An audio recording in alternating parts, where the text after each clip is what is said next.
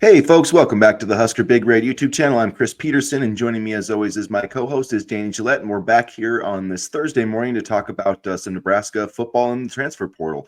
The portal opened on Wednesday, so we've had a few departures. There's a few players in there that I would like to see Nebraska transfer or target in the transfer portal. So we'll discuss all that, and then the possibility of seeing Nico Iamaleava on the field this coming season at UCLA. So we'll get into all that. Before we do, hit the like button, hit the subscribe button, and get into the comments section. And Danny, how are you doing on this Thursday morning? I'm doing pretty good. Just trying to keep up with all this transfer portal news is making my head spin, and a lot of work, a lot of typing, and my fingers hurt a little bit. But I guess that's better than having a boring off season. There is no off season anymore. So yeah, there really is no off season anymore. Hopefully I got the name right. Nico Iamaleava. That's it, right? I don't know. yeah, I'm not sure if that was close enough. I just want to call him Nico. Everybody knows who you're talking about. I mean, hey, you've had enough practice with Oogie and Burke, so now you're getting these names down. I'm just gonna go with Oogie. I'm not gonna Juracephagis, or is that how he says it? Yeah. There you go. Look at you. Yeah. So I'm the next Kent Pavelka. You know, yeah. He never messes up anybody's name. So don't you do radio anyway? I know you do print. Don't you do a little bit of radio? Sometimes I do a little bit of radio. Not a lot, but sometimes. But I do preface on there that I write names, not pronounce them. So and people always tell me I have a face for radio, so maybe I should start. It's kind of fun. It's not too bad, but I did some in high school. And it was pretty cool. Yeah. Yeah, it is interesting though, having to pronounce so many names. Not easy at all. But anyway, looking at the transfer portal so far, there hasn't been a ton of things happening. I guess let's start with the departures, the transfer portal departures for Nebraska, because those are the things that we know have happened. And there was a bit of a surprise on Wednesday, the opening day, as Jack McAllister, the punter who transferred from Washington, entered the transfer portal, which kind of caused a collective questioning of why. And Sean Callahan had a report that basically that Mike Eckler prefers the rugby style punter, and that's why McAllister left Washington, is because they were switching to a rugby style punter. So when he said there was a change in circumstances, it wasn't like, oh, I got offered money from the portal or anything. It just Nebraska has a different philosophy. So it sounds like Eckler and the Huskers will be bringing in a rugby style punter, which they're going to have to do in the spring portal now. So yeah, that was kind of an unexpected move. And I remember when McAllister was committed, it was kind of a big commitment because he was one of the best punters in the Big Ten last season. I mean, hey, punters are people too, man. And people forget about special teams, but I had to look up rugby style punting, and I'm very intrigued.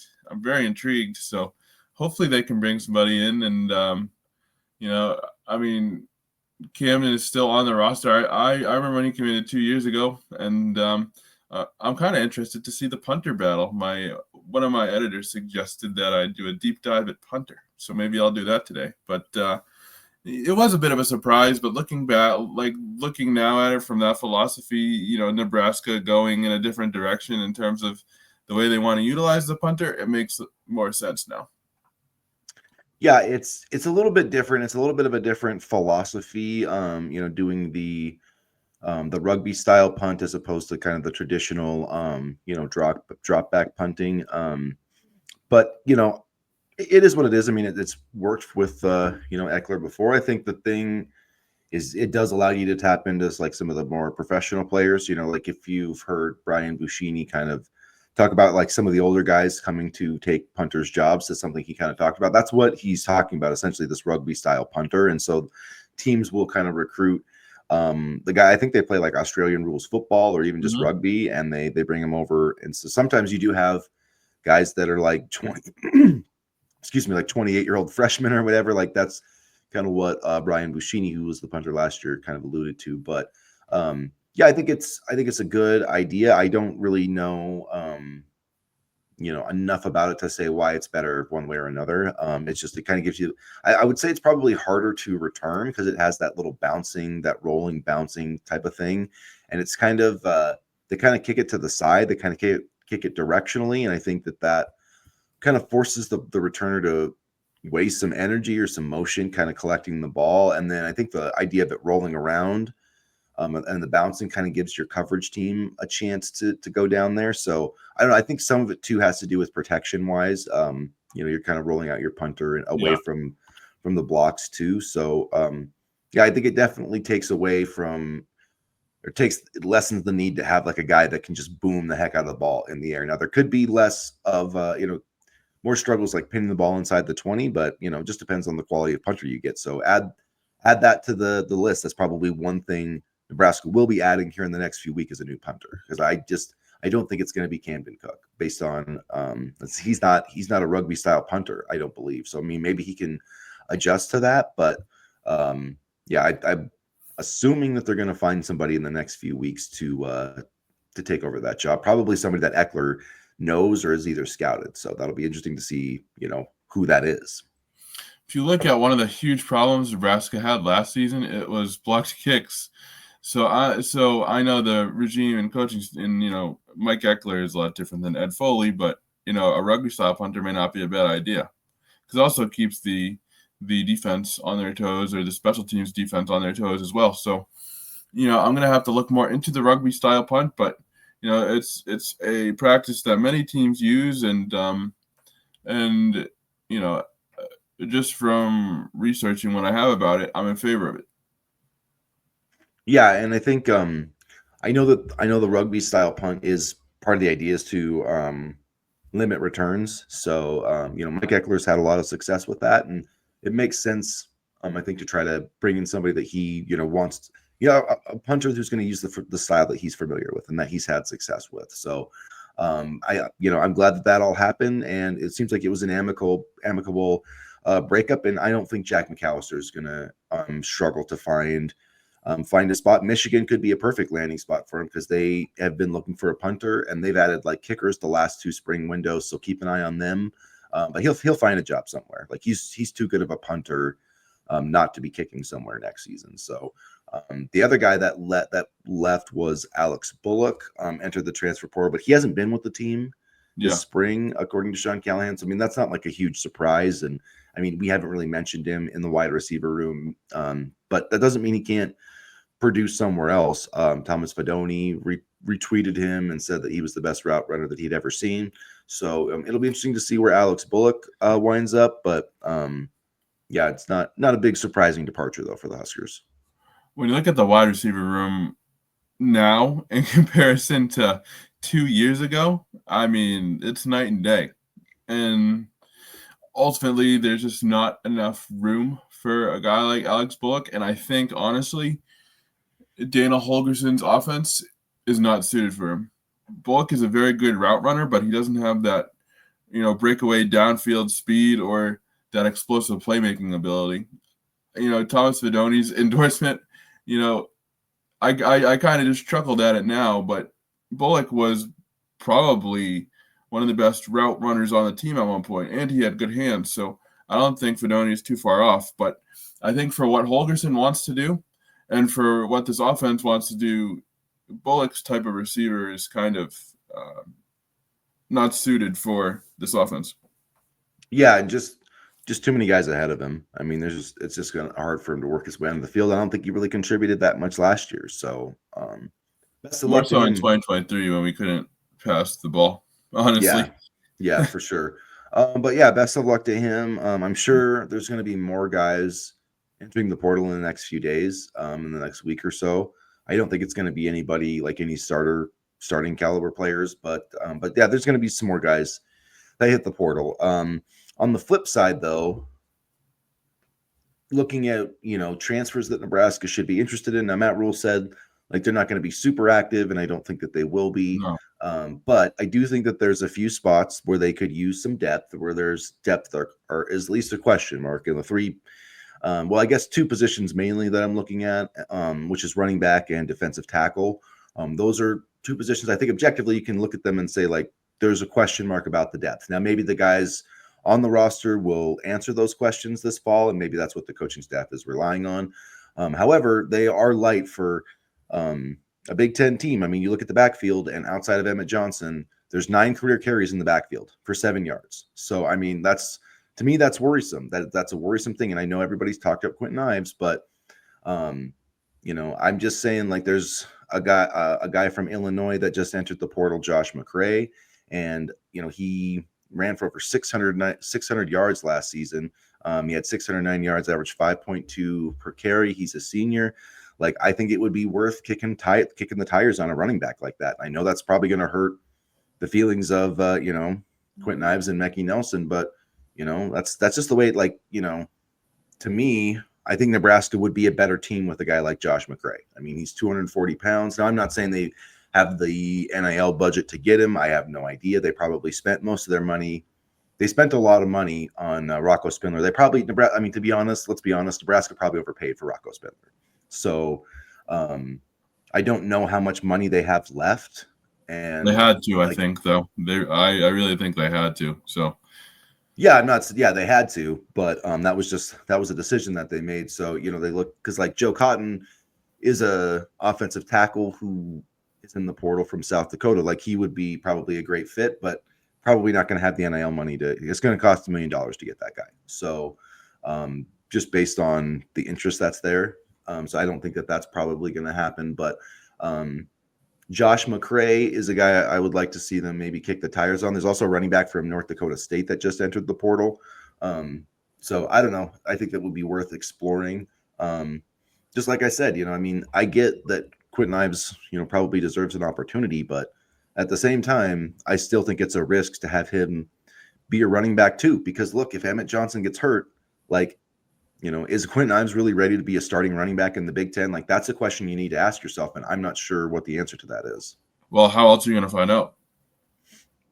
Well, I mean, you're not unless he does it. But that's the thing, is like, do you really believe in your heart of hearts that he can do that?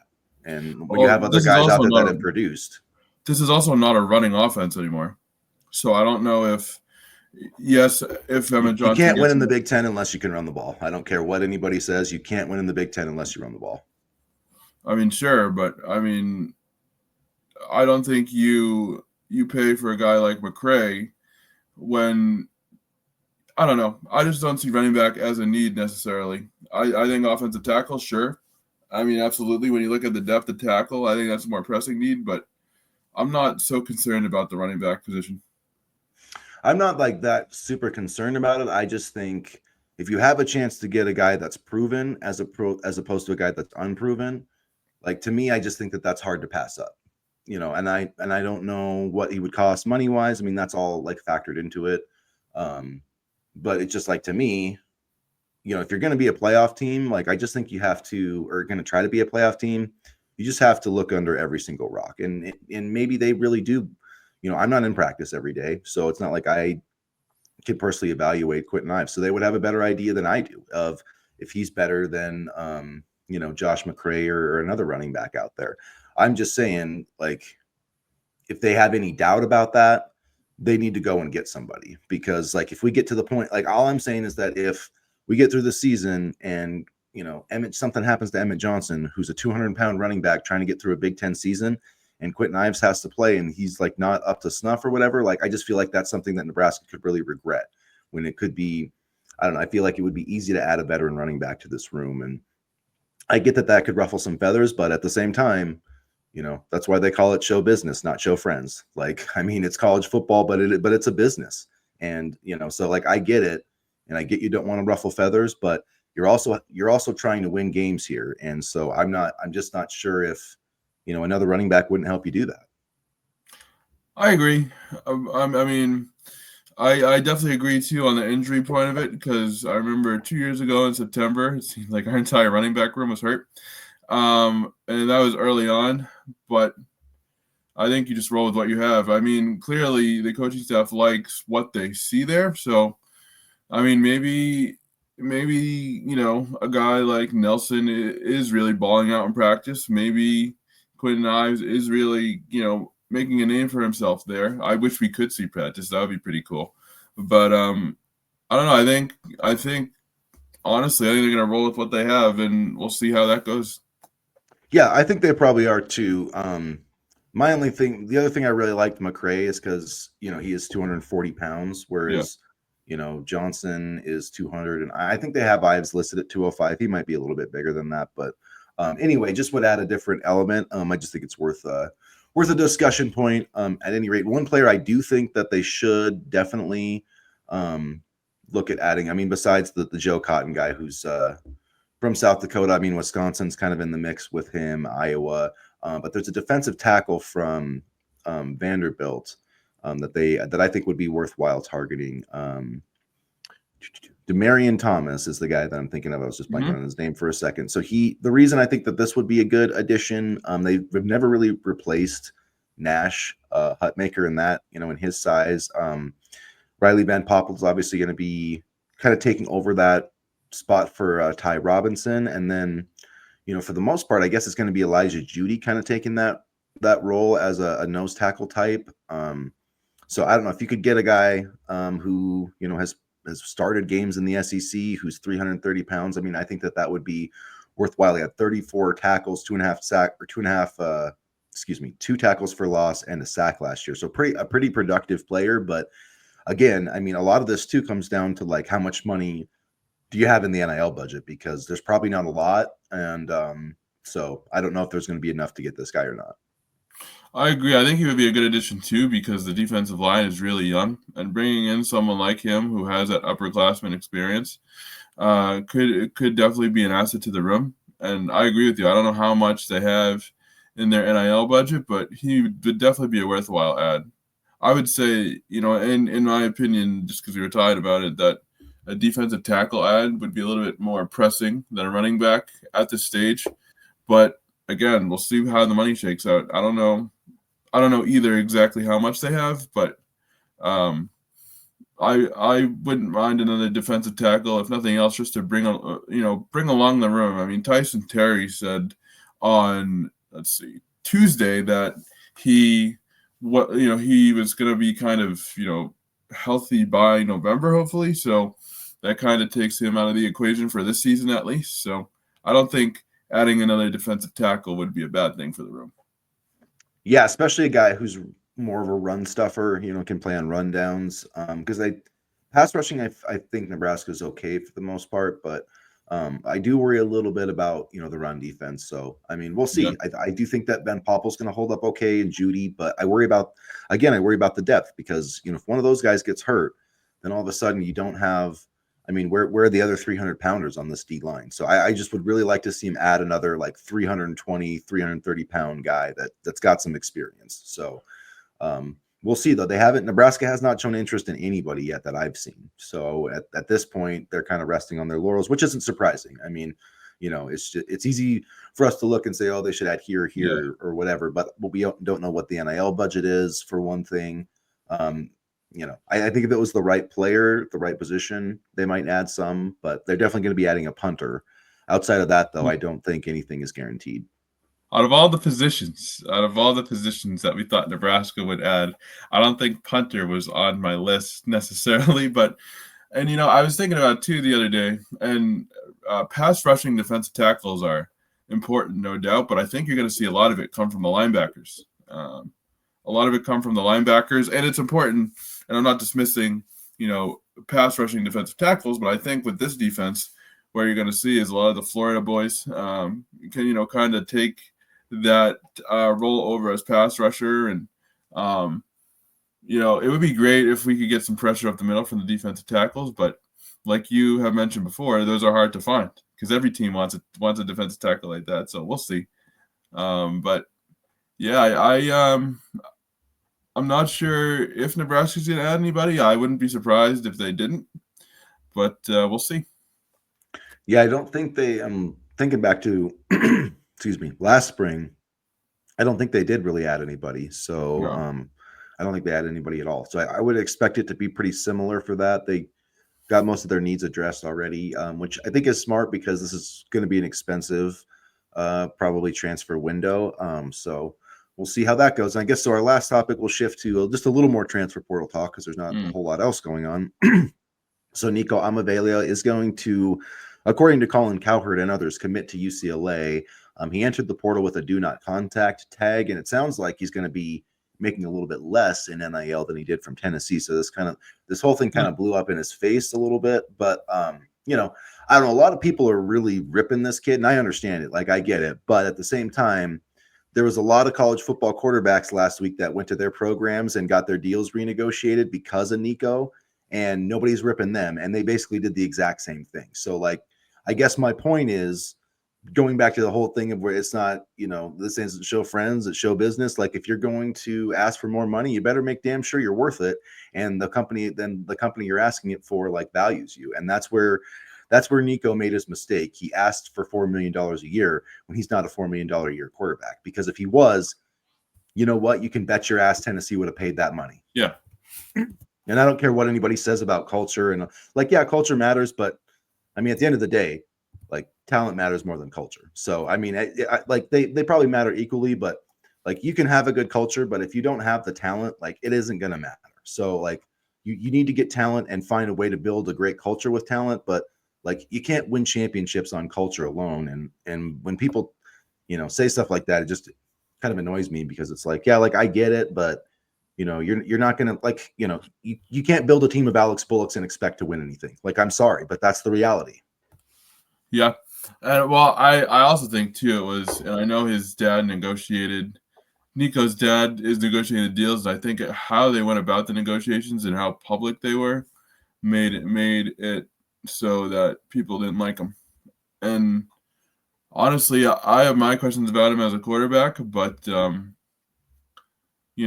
it's going to be interesting because the UCLA game last year was when everything kind of spiraled for the Nebraska football defense. So I'm going to be curious to see what they can scheme up this year with a different quarterback and things like that. So that's definitely a game of intrigue, especially on the road.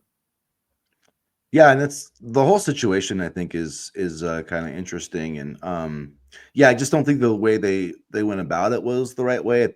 Um, I it just was a mistake. I mean, it just was a mistake on how much the team valued him. I think so. They're like, hey, man, you're not great to the point where we can't find somebody else. So it's kind of interesting, but And I think that's true. Honestly, I mean. Play alone, I'm not so sure he's a $4 million quarterback, but we'll see. Yeah, I mean, he had some weird moments last year. I mean, he had the one game against Arkansas where they were down like 4 or something on the last play, and instead of like throwing it into the end zone, he ran the ball out of bounds. Like that was Yeah, that I that do was remember weird. that. Yeah. So he had some weird moments. But I do think he's a good player. I mean, I think that that's kind of been taken down a little bit. Or he's kind of been taken out a little bit in terms of like the kind of player that he is. Like, I mean, he's probably as good, maybe or even better than Dylan Raiola. I mean, I don't want to like sound sacrilegious, but he did have a pretty productive season, last year at Tennessee. It wouldn't surprise me if he played really well at UCLA. But he definitely overestimated what his value was, and that's the thing is like if you're going to make that move, like you need to make sure that like your employer or whatever doesn't want to lose you, and if they like you have to be willing to leave, and he was. And I mean, I'm not going to sit here and say that but UCLA is not a better situation than Tennessee. Like No. anybody saying that is crazy because Tennessee was expected to compete for the SEC championship this year, and UCLA is not that right now. I mean, and maybe they'll get there, and maybe Nico will help them get there. But yeah, it's kind of a weird move. And beyond that, now that's going to be stuck with him too. He's going to have that label when he goes to the NFL draft. Teams are going to be, wondering about that. He's going to have this label of like being a culture killer and a coach killer, and hopefully he can turn that around and have like 2 good seasons. And I mean, a lot of that stuff, the media, like I don't always buy into the media narratives because it does blow up crazy. Like, and it's really easy for everybody to take pot shots at him when, like Avery Johnson from Kansas State got more money from Kansas State because like Tennessee was even potentially reaching out to him. It's not like Avery Johnson was like, no, man, I'm good. Like, I love Kansas State so much. I'm going to stay here no matter what. It was like, no, I'm good. But hey, can I have another $400,000? Like, then I'll be good to stay here. And people don't have a problem with that. But they do have a problem with Nico, doing his thing. And to me, it's basically the same thing. It's just one side was a lot smarter about how they went about the negotiations. Nico publicly mixed family and business, and that's something you never do. I don't care if his father was handling it, because it's similar to the LeVar Ball, thing back in the day. And LeVar Ball was very vocal and very aggressive. Now does he look smart? Yeah, but is it a good idea for family members, whether or not they're your negotiators, whether or not they're your managers, like having that label attached as somebody's father and, blasting programs or teams or whatever for not supporting your son. I get sticking up for your son, but at the same time, you're going to get a lot of blowback. It's not like Avery Johnson's dad, went out on X and said this stuff and got Avery more money. Avery was very quiet about it, asked for more money, got more money, things like that. So it's the combination of family and business that kind of did Nico in.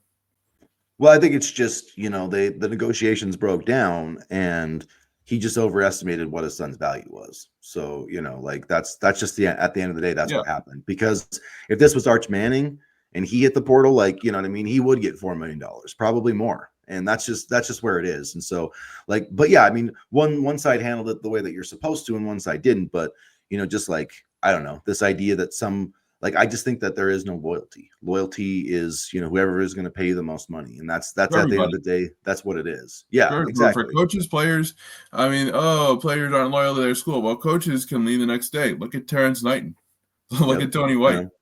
I mean, they pre-recorded a early signing day interview saying how much they loved the defensive line of the defense, and they were gone. I mean, and that's the reality of it. I mean, there is no loyalty in sports anymore. So to blame it all on the players, because I've heard that's what a lot of people do. Oh, they're amateurs. They ruin college athletics. No, it's both sides. And the problem, and I'm going to get on my soapbox here, but the NCAA introduced NIL and introduced this, way for players to make money, and now they let out Pandora's box, and they have no idea how the hell to regulate it. Typical NCAA fashion. They start something, they never finish it, and they let it run wild. I mean, they know how to regulate it, they just won't do it because the NCAA only selectively, enforces its rules. And that's why it just needs to go. The NCAA, I mean, at least in terms of major college football, it can run the other sports where the money's not involved. But yeah, it's been a total disaster. It's gonna be interesting to see how Nico's dad handles his younger brother, because his younger brother is also a pretty damn good quarterback as well. So I'm wondering what kind of role he'll play too. Madden Iamaleava is his name. I think Nebraska offered him last year, I think it was, or maybe earlier this year. But I think so, yeah. I mean, Madden's pretty good too, so. Yeah, I mean, we'll see. I think it's interesting that, you look at a lot of the quarterbacks, I think every 5-star quarterback from that class is now transferred. So, and that was the first NIL class. So we'll see how this goes. I mean, Nebraska is one of the schools that paid big NIL money to a freshman quarterback. So we'll see how it works out. I mean, Michigan's done the same. I feel like those two situations are a little bit different than some of these other ones, where the guys came in and then didn't really play right away and then transferred. But we'll see how it works out. A lot of these guys are leaving and then finding success elsewhere. So I don't know, going forward in the future, it is kind of risky to give a 5-star quarterback money. You're paying for talent, but you're also, you're taking on a lot of risk with that too. Well, Nebraska also took the risk with the transfer portal quarterback, and that didn't work out. Well, Jeff Sims didn't work out. Casey Thompson, man, he kind of worked out, but kind of didn't. So we played both sides of the coin. Yeah, it'll be interesting to see how some of these other guys, work out. But I definitely am very happy with Dylan Raiola. I don't see him going anywhere, but I mean, he's another guy that, who knows, man, he probably got a bump. When all that stuff was going on, he probably got a bump from the whole Miami rumors and stuff, and that's fine. That's what you should do. I will never fault anybody for getting, their free market value. And the thing is, the problem with Nico is they just overestimated it. And it was they thought that Tennessee was just going to give him a sweetheart deal because he was there for a year. And it's you're not good enough to get your salary doubled, buddy. That's just, and unfortunately now you're paying the price for it. And, we'll see how it all works out. Hopefully it doesn't negatively impact his career too much. But he put himself in a difficult situation too of and then the other thing that I think is just ridiculous is now they're trying to say that it was the offense was the reason that they were leaving and not the money. And it's the way they handle the negotiation, it's not the fact that he wants a ton of money, it's the way that they're trying to handle these negotiations. Well, yeah, it's the fact that they went there and then Tennessee basically rebuffed him during the winter window and was like, no, we're not going to do this. And then so he like went on this power play, and that's like, if you're going to take, because like there's two ways that it can happen. Once you take that step, it's like in the NFL, if you're gonna hold out from camp, you're either going to get back in camp really quickly or you're going to be traded. That's how it works. I mean, and that's just, you know what I mean? There's only two ways that it really goes, and it can either like, I know they were trying to kind of jolt Tennessee to the table, and that's one that can work. It does work sometimes when like players hold out in the NFL, but the thing is, like, your value has to be at a really high point, right? And it wasn't. And so when he did that, that burned the final bridge. And so they're like, all right, trade him. He's not above the team. Basically, get rid of him. I mean, there's not a trade in college football, but essentially, that's the move that Tennessee made. So he overplayed his hand and he overplayed his hand. He underestimated how strong the hand was. I want to play a little game with you, and it's going to be a quick game. It's not going to be a long game, but I'm going to name some of the quarterbacks that Nebraska is going to face in 2025, and you tell me if you think Dylan Raiola is better than said quarterbacks. Okay, that's a good. So the first one, Brendan Sorsby. I'll say better in favor of Raiola. Yeah, I would say I would give Dylan the benefit. I'm going to put a little. Is Dylan better than Big Ten quarterbacks? Okay, so no. What was the first one again? Dylan. Brendan Sorsby. Oh, Brendan Sorsby. No, nope. Dylan Raiola is better. Bryce Underwood. I'd say yes for Dylan. I would say it's going to be. I would say it's going to be close, but yeah, I would think that Dylan would be better for now. Aiden Chiles. Dylan is better. Preston Stone. Definitely, I would take Dylan over Preston Stone. Jaden Maivia. Now, this one's interesting because I was impressed with him a lot. That one is interesting. That one's probably tough. I still would take Dylan Raiola, though. Like, if I had a choice for this season, I would still take Dylan Raiola. I would too, but I wouldn't be mad if, in some alternate world we had to take Jaden. Like, that wouldn't be a bad thing in my opinion. I think it's gonna be really good. Yeah, But that was also a classic Tony White defense game there, so I don't know. Nico. Gosh, that's a tough one. I'd probably go Dylan, but I would think. Well, I mean, one reason I'll preface this is because he's going to be in the same. Like, so if you take everything away, the systems. If you just gave me the options of like without the team and the offense and stuff, I probably would honestly say Nico, because I just think having that two-way ability, I value that. But just this season, I think Dylan will be better because he's in the same offense. He's got Holgerson and he's got dynamic wide receivers. So I think he has a better situation than Nico. So situationally with Nebraska, I think Dylan's better, but just off talent, I would take Nico. I would take Nico for now based off of that talent, but I totally agree with you about the system fit and things like that. But I think for that one, I'll take Nico. This next one, I'll take Dylan all day and twice on Sunday. Drew Aller. Yeah, I would take Dylan. I know you don't like stand Drew Aller. I think Drew Aller is better than some people give him credit for, but yeah, he doesn't throw it as well as he should. So I mean, he does a lot of good things with his legs, and I think he did take a step last year. But yeah, the Penn State fans used to compare him to JJ McCarthy, and he is not JJ McCarthy. You know who else is better than people gave him credit for, or was better than people gave him credit for? Christian Hackenberg. Yeah, so, I was going to say JJ McCarthy, but yeah. Well, yeah. JJ McCarthy is better than people gave him credit for. My thoughts on JJ too. So that's another show for another day. And then the last one, Mark Gronowski. I'd take Dylan. Yeah, Dylan Raiola. I would take. They might have to. I don't know. I think that Dylan throws it better than Nico. I might have to change my answers because, with the Bryce Underwood, I do think Bryce Underwood's a better quarterback than Dylan. I think he's going to be a better quarterback than Dylan. Maybe not this season, but like armed, I do think he has a better arm and he's more athletic and he's just a bigger kid, So I think there's a reason why he got a higher grade than Arch Manning. Like, I think that Dylan's right there in that Nico range, and I do think Dylan's going to be a first round pick. I think this season, I think you're really going to see him take a huge jump forward. The game slowing down, so to speak, and Yeah. so I don't know. I'm kind of rethinking. Maybe I shouldn't have put Nico above him also because I just don't know if Nico can make the NFL throws that Dylan can make. So I don't know. I'm wavering all over the place, but I would say those two quarterbacks are close with him, Underwood and Nico.